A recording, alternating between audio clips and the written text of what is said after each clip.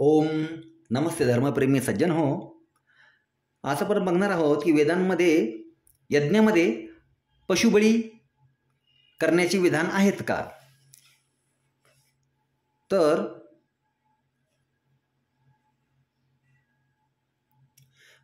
यज्ञाची जी महत्ता आहे, त्याचे जे महत्त्व आहे, त्याचं गुणगान करताना वेद पण असं म्हणतात की सत्यनिष्ठ विद्वान लोक यज्ञांद्वारेच त्या पूजनीय परमेश्वराची पूजा करतात. म्हणून म्हटलं की यज्ञो वै श्रेष्ठतमं कर्म. म्हणजे अशा प्रकारे यज्ञो वै श्रेष्ठतमं कर्म हे परमपवित्र कार्य प्रत्येक मनुष्यांच्या हातून व्हायलाच हवं. हा यज्ञ शब्द, यज्ञ म्हणजे त्याला यज्ञ म्हणतात. संस्कृतमध्ये त्याचा उच्चार ज्ञाचा ज आहे आणि त्या जचाच अपभ्रंश मराठीमध्ये ज्ञ म्हणून झाला आहे. तर हा जो यज्ञ शब्द आहे तो ज्या धातूपासून बनतो त्याचा अर्थ होतो की देवपूजा, संगतीकरण आणि दान हे तीन अर्थ त्या यज्ञ शब्दाचे म्हणजे यज्ञ शब्दाचे होतात. आणि यज्ञ न करणारे जे व्यक्ती आहेत त्यांना वेदांमध्ये काय उपदेश दिलाय त्यांच्यासाठी की ते जे लोक आहेत की जे यज्ञ करण्यासाठी समर्थ नाहीत, म्हणजे अर्थात मनाने असू द्या, परिस्थितीने असला तरी चालेल, परंतु त्यांची ती इच्छा असावी. तर जे मनापासून ज्यांची इच्छाच नाही आहे यज्ञ करावा त्यांना कुत्सित, अपवित्र आचरणवाले वेदांनी म्हटलेलं आहे. आणि ते लोक या पृथ्वी लोकामध्येच अनेको योनींमध्ये त्यांचा जन्म होत राहतो. मोक्षापासून ते दूरच राहतात. ठीक आहे. वेदांमध्ये यज्ञाला परमेश्वराच्या प्राप्तीचे साधन सांगितलेले आहे, ज्यामध्ये हिंसेचे नावही नाही.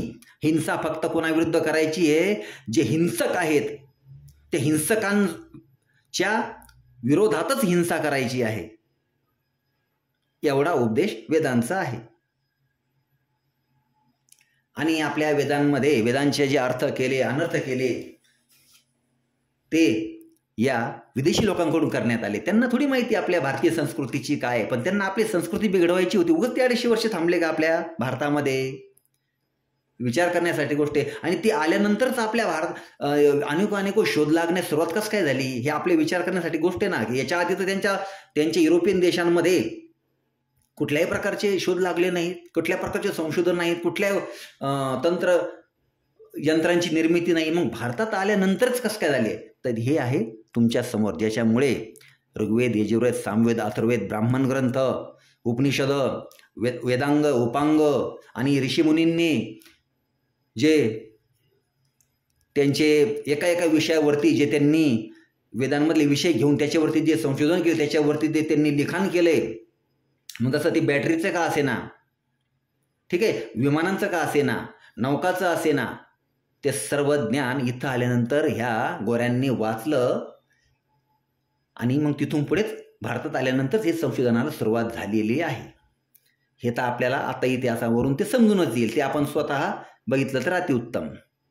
यज्ञामध्ये जे पशुबळी दिली जात होती ती मध्य काळामध्ये काही अधर्मी, ब्राह्मणच, शेंडीच, परंतु मार्ग भटकलेले, अर्थाचे अनर्थ करून बसलेले हे व्यक्ती होते. आणि त्यांच्यामुळंच यज्ञांमध्ये पशुबळी चालू झाला. परंतु आपल्या वेदांमध्ये तुम्हाला याच्या अगोदरच्या व्हिडिओमध्ये तुम्हाला पुरावे दिले, कुठेही हिंसा करण्याचा आदेश नाही आहे. ईश्वर दयाळू आहे. दयाळू म्हणजे तो प्रत्येक प्राण्यांवरती, पशुपक्ष्यांवरती, कीटक पतंगांवरती तो काय करतो? दया करतो. तो कुणालाही मारण्याचा आदेश देत नाही. फक्त विधर्मी, अधर्मी, दुष्ट, दुराचारी व्यक्तींनाच, आणि ज्याच्यापासून तुमच्या जीवाला धोका निर्माण होईल फक्त त्याचीच तुम्ही हत्या करू शकता. आणि ते तुम्ही तुमच्या जीव वाचवण्यासाठी करता, म्हणून ते योग्य आहे, तो धर्म आहे, असा ईश्वरांचा उपदेश आहे. याच्यात तुम्हाला काही वेगळं वाटत असेल आता सांगितलं तर ते तुम्ही कमेंटमध्ये नक्की सांगा. या विधर्मी, अधर्मी, दुष्ट, दुराचारी, व्यभिचारी लोकांमुळे, म्हणजे ते मांसाहार करणारे, मद्यपान करणारे, नाही का, व्यभिचार करणारे, असे असल्या कारणामुळे आपल्या धर्माला वेगवेगळे वळण लावलं या लोकांनी आणि धर्माचा सत्यानाश केला आणि वेदांत मंत्रांचे असे असे अर्थ करून ठेवले आणि त्या जंजाळामध्ये सामान्य जनतेला पूर्णपणे त्यांनी अटकून टाकलं. आणि आजही त्याचप्रमाणे करतोय. कुठे बघा, आपण गेलो कुठल्याही मंदिरासमोर आणि आज बोकड व्हायचा आहे, कोंबडी व्हायची आहे, बघा बळी देतोय. पण असं केल्यानं तो ईश्वर प्रसन्न होईल का हो? सांगा. जो दयाळू आहे, ज्याचा गुणधर्मच जो दयाळू आहे, जन्म दिलेल्या त्या पशूंना आपण मारलं तर तो खुश होईल का? सांगा बरं. आपण स्वतःच्या बालकाची हत्या करतो का? त्याचा बळी देतो का? नाही. मग दुसऱ्याची का देतो? कारण त्याची तुमचं रक्ताचं नातं नाही ना. म्हणून आपली लोक त्यांचा बळी देतात देवाच्या नावाखाली. पण स्वतःच्या मुलाला कधी देतात का? बघा बरं. कधीच देणार नाहीत. तर या Max Muller, Griffith, Lord Hemington, Max Muller, Wilson ह्या पाश्चात्य विद्वानांमुळे आपल्या वेदांच्या मंत्रांचे जे अनर्थ केले आणि जे चालत आले, मनुस्मृतीमध्ये सुद्धा खूप भेसळ केलेली आहे. आणि मांसाहार वगैरे नाही का, जसं गाय, घोडा, बैल यांची बळी देणे, अशा प्रकारचे ह्या लोकांनी लिहून ठेवल्यामुळे अजून जास्त प्रमाणात प्राणी हत्या वाढली. आणि या लोकांनी जसे ते शिकारी लोक आहेत, ते त्यांच्याकडे कुठलं अन्नधान्य उगतं का हो? कुठला भाजीपाला उगतो का? बघा बरं. आपण एकदा गुगल सर्च करून की या देशामध्ये, युरोपीय देशांमध्ये काय काय धान्य उगवलं जातं, कोणत्या भाजीपाला आहे, कोणतं फळं आहेत, बघा बरं एकदा गुगल सर्च करून. आहे का? नाही. म्हणजे यांनी त्यांच्यासारखंच आपल्या समाजाला बनवलं, मांसाहार करणारे, प्राणी हत्या करणारे. ठीक आहे. पुन्हा मध्यकाळामध्ये असंही काही प्रचारात आलं की मांस खाणं, मदिरापान करणे, मैथून करणे, मीन असे जे साधनं सांगितली गेले, मोक्षासाठी सांगितले गेले. कोणाकडून? अशा विधर्मी लोकांकडून, जे आपलेच मूळ भारतीयच, परंतु बुद्धिभ्रष्ट झालेले. आणि त्यांनी आपल्यासारख्यांनाही बुद्धिभ्रष्ट त्यांनी आपली करून टाकली. आणि या चालत आलेल्या काही हजारो वर्षाची जी परंपरा आहे, हजारो वर्ष म्हणजे कमीत कमी 3 ते 3,500 4,000 वर्षांचा काळ हा, की त्या टायमाला जेव्हा भगवान बुद्ध आणि भगवान महावीर यांनी ही अवस्था बघितली समाजामध्ये, यज्ञामध्ये पशुबळी वगैरे देणे, नरबळी वगैरे देणे, तेव्हा यांनी काय केलं की ते वेदांना जाणून न घेता सरळ असं मान्य केलं की वेदांना भगवान महात्मा बुद्धांनी आणि महावीरांनी काय केलं, वेदांना अमान्य करून टाकले की वेद हे मान्य योग्य नाहीत. कारण त्याच्यामध्ये काय सांगितलं म्हणे, पशुबळी. पण करणारे कोण? माणसं. आता तुमच्यासमोर जे आपण मंत्रांचे या आधी व्हिडिओमध्ये पुरावे दिले, त्याच्यामध्ये कुठे हिंसा आहे का? नाही. तर या 2 व्यक्तींनी याच्यावर पूर्ण विचार करायला पाहिजे होता, वेद वाचायला पाहिजे होते आणि मग त्याच्यानंतर त्यांनी हा निर्णय घ्यायला पाहिजे होता की वेद अमान्य आहेत की मान्य आहेत, की खरंच वेदांमध्ये प्राणी हत्या सांगितली आहे की नाही. हे तेव्हाच कळालं असतं जेव्हा भगवान महावीर आणि भगवान बुद्धांनी जेव्हा वेदांचा अभ्यास केला असता, तेव्हाच त्यांनाही समजलं असतं. परंतु त्यांनी ते तसं केलं नाही. त्यानंतर आपल्या पुरुषांमधील, स्त्रियांमधील क्षत्रिय धर्माचा नाश झाला. क्षत्रिय धर्म म्हणजे पराक्रम गाजवण्याची शक्तीच आपल्या व्यक्तींची आणि स्त्रियांची क्षीण होत राहिली. आणि अवैदिक मतांतर जे काही व्यक्तींनी सुरू केलेले पंथ वगैरे आहेत, त्यांचा बोलबाला जास्त झाला. वेदांचं ज्ञान पाठीमागेच राहत गेलं, मग अंधारमयच होत गेलं ते. आणि याच कारणामुळे जिथे जिथे वेद ज्ञान, अर्थात आपल्या भारतामध्ये वेद ज्ञानाचा नौका बुडाल्यातच जमा होती. आणि याच कारणामुळे आपल्याला भारत देशाला आपली गुलामी सहन करावं लागेल. कारण आपण जर पूर्ण वैदिक मताचे असतो, पूर्ण वेदानुसार आचरण करणारे असतो, तर आपल्या देशावरती, आणि लालची व्यक्ती नसते तर आपल्या देशावरती कुणी राज्य करू शकलं नसतं. एवढे पराक्रमी आपले स्त्री आणि पुरुष होते. वेदांमध्ये जीवरक्षेचे आदेश आहेत, उपदेश आहेत ईश्वराचे.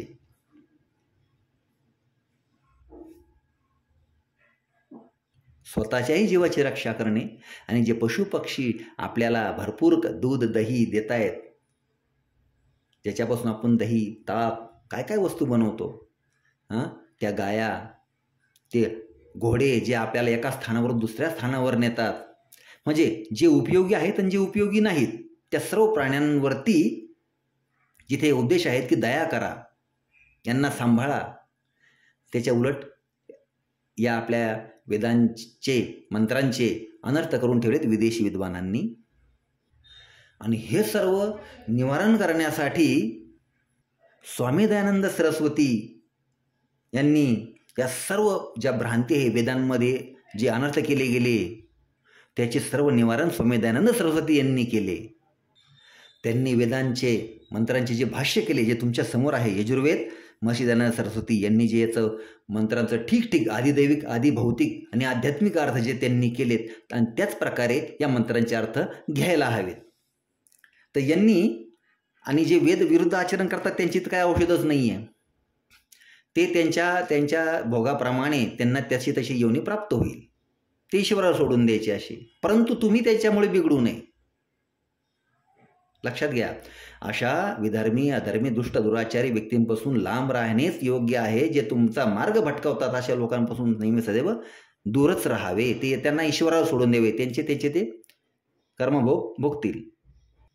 वेदांबद्दल दुष्प्रचार करणे वगैरे जे करतात त्यांचं ईश्वरच मालक आहे.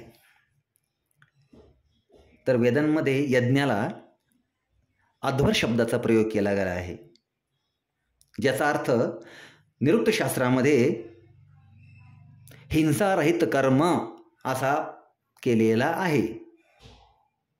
तर आपण काही मंत्रांचे पुरावे बघूया की खरंच वेदांमध्ये पशुबळी वगैरे आहे की नाही, याचे आपण मंत्रासहित पुरावे बघूया.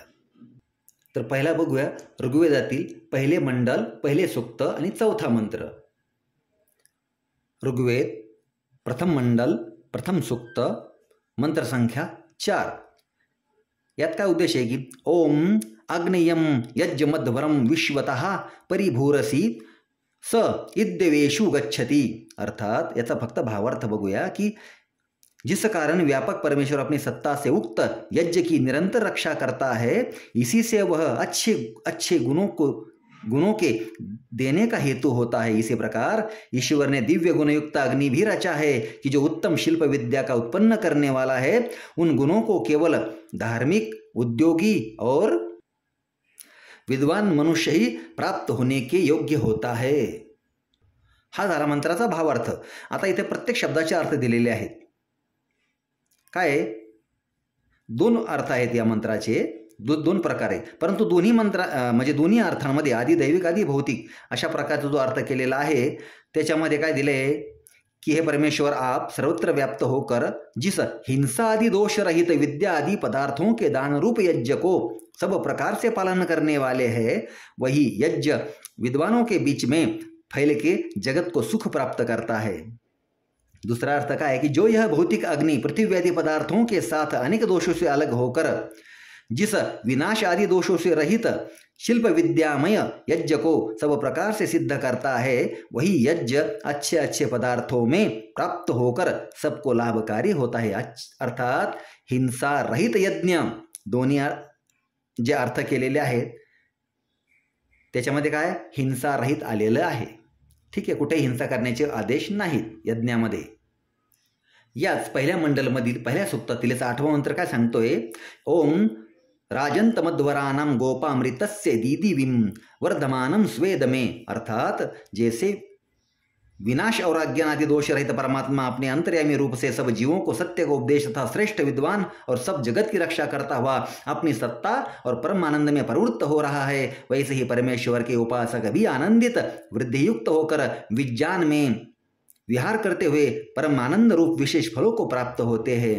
आता याचा हा झाला भावार्थ. आता या प्रत्येक शब्दाचा अर्थ काय आहे, अपने उस परमानंद में कि जिसमें बड़े बड़े दुखों से छूटकर मोक्ष सुख को प्राप्त हुए पुरुष रमन करते हैं सबसे बड़ा प्रकाश रूप पूर्वोक्त यज्ञाधिक अच्छे अच्छे कर्म और धार्मिक मनुष्य तथा पृथ्व्यादिकों की रक्षा सत्य विद्या युक्त चारों वेदों और कार्य जगत के अनादि कारण के प्रकाश करने वाले परमेश्वर को हम लोग उपासना योग्य से प्राप्त होते हैं. आता इथे काय सांगितलंय, शुभ शुभ कर्म सांगितलेत, बरोबर आहे की नाही. आणि जे प्राणी हत्या आहे ते काय अशुभ कर्म. आणि मोक्ष देणारा कोण आहे, यज्ञ. यज्ञ हा मोक्ष देणारा आहे, मोक्ष सुख देणारा आहे, म्हणून यज्ञ करावंच. परंतु याच्यामध्ये कुठे आपल्याला आढळलं का प्राणी हत्या करावी म्हणून, नाही.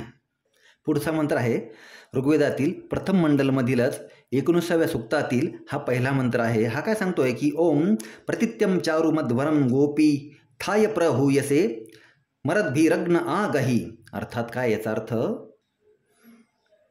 जो यह भौतिक अग्नि और प्रसिद्ध सूर्य विद्युत रूप से पवनों के साथ प्रदीप्त होता है, वह विद्वानों को प्रशंसनीय बुद्धि से हर एक क्रिया सिद्धि व सबकी रक्षा के लिए गुणों के विज्ञानपूर्वक उपदेश करना व सुनना चाहिए. सगळ्यांच्या रक्षणासाठी उपदेश आहे. कुणालाही कुठे काही हिंसा करण्याचा आदेश आलेला आहे का, नाही. तर याचा अर्थ इथे बघा, भौतिक अग्नी जो आपण रोज पेटवतो आपल्या जेवण अन्न पकवण्यासाठी, विशेष पवनों के साथ सब प्रकार से प्राप्त. विशेष पवनासाठी म्हणजे कशासहित, प्राणवायू सहित अर्थात ऑक्सिजन सहित आणि त्यातील घटकांसोबत सब प्रकार से प्राप्त होता है. वह विद्वानों के क्रियाओं से उक्त प्रत्येक उत्तम उत्तम यज्ञ में उनकी सिद्धि व अनेक प्रकार की रक्षा के लिए अच्छी प्रकार क्रिया में युक्त किया जाता है. तर सर्वांच्या रक्षणासाठी फक्त मनुष्यांसाठीच नाहीये, या पृथ्वीतलावर असलेल्या सर्व जीवजंतूंसाठी, पशु पक्षी प्राण्यांसाठी, जलचर प्राण्यांसाठी, सर्वांसाठी हा उपदेश आहे. इथे कुठेही हिंसेचं नाव आलेलं नाही. पुढचा मंत्र आहे अथर्ववेदातील कांड 4 मधील 24वे सूक्त आणि मंत्र संख्या आहे 3, शेवटचा पानाच्या शेवटचा मंत्र. हा मंत्र काय सांगतोय की ओम यश्चर्ष निप्रो वृषभः स्वरविद्यस्मे ग्रावानः प्रवदन्ति नृम्नम यस्याध्वरः सप्तहोता मदिष्ठः स नो मुंचत्वन्हसः. अर्थात याचा अर्थ काय सांगतायत, याचा भावार्थ बघूया आपण. मनुष्य परमेश्वर के अनंत सुखदायक गुणों को साक्षात करके पुरुषार्थ पूर्वक कष्टों का नाश करके आनंद प्राप्त करे. आता मनुष्य परमेश्वराचे अनंत सुखदायक गुण कोणते कोणते आहेत, सर्व प्राणी मात्रावरती दया करणे, यज्ञ करणे, धर्मीयांची रक्षा करणे, अधर्मीयांचा नाश करणे, हे सर्व गुण परमेश्वराचे आहेत आणि तो तसंच करतो. तसेच गुण आपण काय केले पाहिजेत, अंगीकारले पाहिजेत, असा ईश्वराचा उपदेश आहे. तेव्हाच आपण मोक्षाचे अधिकारी बनू. हिंसारहित व्यवहार आपला असायला हवा, कारण परमात्मा कधी हिंसा करत नाही. ठीक आहे ना. आपण हा अर्थ इथे स्पष्ट बघावा. व्हिडिओ मोठा होत चाललाय, त्यामुळे आता फक्त मी तुम्हाला त्याचे मंत्रांचे पुरावे देतो आणि ते तुम्ही वाचावेत अशी आपली विनंती आहे. पुढील मंत्र आहे अथर्ववेदातील कांड 1 सूक्त 4 आणि दुसरा मंत्र. ओम अमुर्या उपसूर्य याभिर्वा सूर्यः सह तानो हिन्वंतवद्वरम. आता याचा अर्थ इथे बघा, आपण प्रत्येक शब्दाचा अर्थ दिलेला आहे. शेवटपर्यंत इथं त्याचा भावार्थ आहे, आपण हा बघावा, समजून घ्या. पुढील मंत्र आहे यजुर्वेद 36वा अध्याय 18वा मंत्र. हा सांगतो की ओम धृते दृह्मा मित्रस्य मा चक्षुषा सर्वाणी भूतानि समीक्षन्ताम मित्रस्याहम चक्षुषा सर्वाणी भूतानि समीक्षे मित्रस्य चक्षुषा समीक्षामहे. आता याचा अर्थ आणि भावार्थ इथे दिलेला आहे, आपण कृपया तो वाचावा. हा आहे यजुर्वेदातील 6वा अध्याय 11वा मंत्र. हा आपण बघावा, स्वतःच वाचावा आणि त्याचा अर्थ समजून घ्यावा. हा मंत्र आहे यजुर्वेदातीलच 14वा अध्याय आणि हा 8वा मंत्र. यालाही आपण वाचावे, त्याचा अर्थ समजून घ्यावा. ज्याप्रमाणे आपण हा पहिला मंत्र बघितला होता यजुर्वेदाचा, पहिल्या अध्यायातील पहिला मंत्र, याच्यामध्ये पती आणि पत्नींना दोघांनाही पशूंची रक्षा करण्याचे आदेश आहेत. तर यज्ञ हा सर्वश्रेष्ठ कर्म आहे. यज्ञ करणे म्हणजे सर्वश्रेष्ठ कर्म आहे, हा वेदांचा उपदेश आहे. तर अशाच प्रकारे आता आपण बघू शकता की यामध्ये आपल्याला चारही वेदांमध्ये सामवेद आपण दाखवला नाही आहे, पण सामवेदामध्येही कुठल्याही प्रकारचा हिंसेचा आदेश नाही आहे. ठीक आहे ना. तर ह्या सर्व मंत्रांवरून असं सिद्ध होतं की यज्ञामध्ये पशु बळी वगैरे तर सोडूनच द्या, कुठल्याही प्रकारच्या पशु किंवा मनुष्यांबद्दल हिंसा करण्याचे आदेश नाही आहेत. आणि हे कसं आहे, हे सर्व जे विदेशी विद्वान आहेत तेच आपल्या यज्ञांमध्ये म्हणजे आपल्या वेदांमध्ये मंत्रांचे अनर्थ जे त्यांनी केले, त्यामुळे ही धारणा आपल्या समाजामध्ये रूढ झाली आणि त्यामुळे आपल्या समाजाचा सत्यानाश झाला. आणि आज मोठ्या प्रमाणात बळी देण्याचं काम आपला समाज करतोय. तर याच्यापासून आपण निवृत्त होण्याचं कार्य करावं, मनावरती ताबा ठेवावा, जेणेकरून आपल्यामुळे ज्यांना जगण्याचा अधिकार आहे त्या प्राण्यांचा जीव आपल्या हातून जाऊ नये. ठीक आहे. तर ओम नमस्ते.